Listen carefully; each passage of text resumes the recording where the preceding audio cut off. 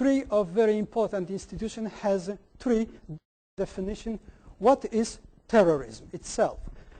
Department of State, FBI, and DOD. That is Department of Defense definition.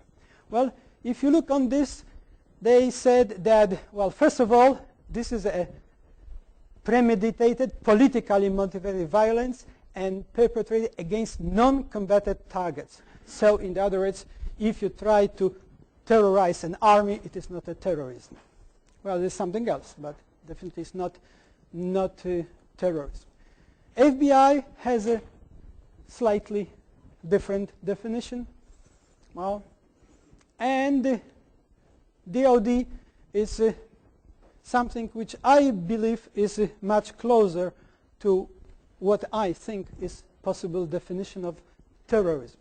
Well, I'm from New Zealand, so we have a terrorist act introduced in 2002. Well, you have a Patriot Act, we have a Terrorist Suppression Act 2002, and this is a very lengthy, we are very detailed people, so this is our definition, what could be a terrorism. And as you notice, we try to cover all possible types of activities which may be labeled as a terrorism activities.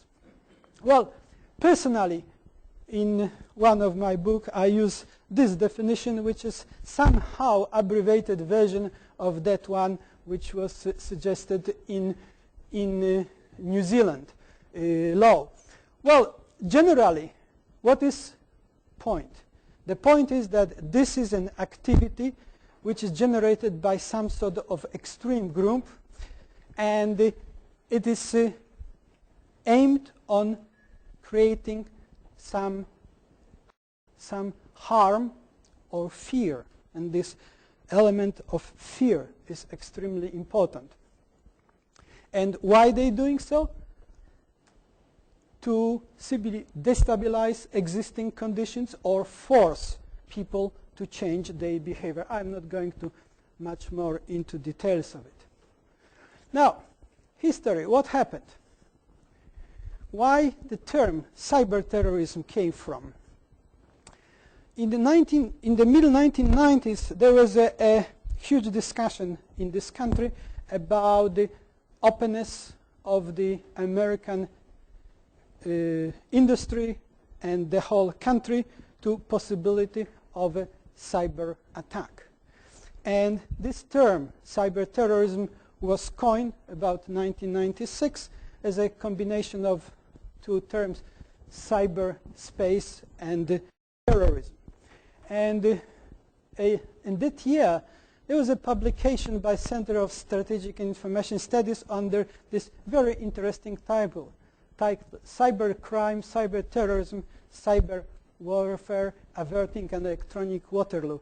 And the authors of this publication were very high-ranking officers, including former FBI managing director and very high-ranking generals, etc., etc. And their conclusion was simple.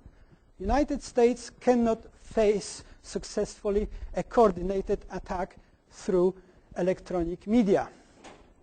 And that were, at least I believe from my perspective, when all this story really started.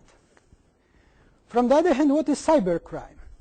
Well, somewhere from I don't remember which publication, I found this definition, which tried to list any possible illegal activities like illegal access, interception, interference, and so on, and while using information technology. And finally, cyber warfare.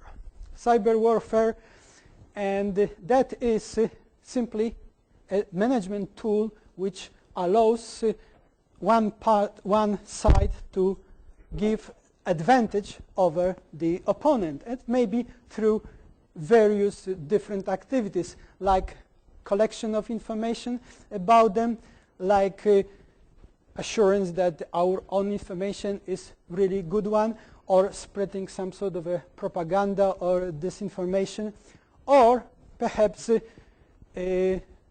telling that, hey, you are so weak that don't try to invade us because we are much, much, much more powerful.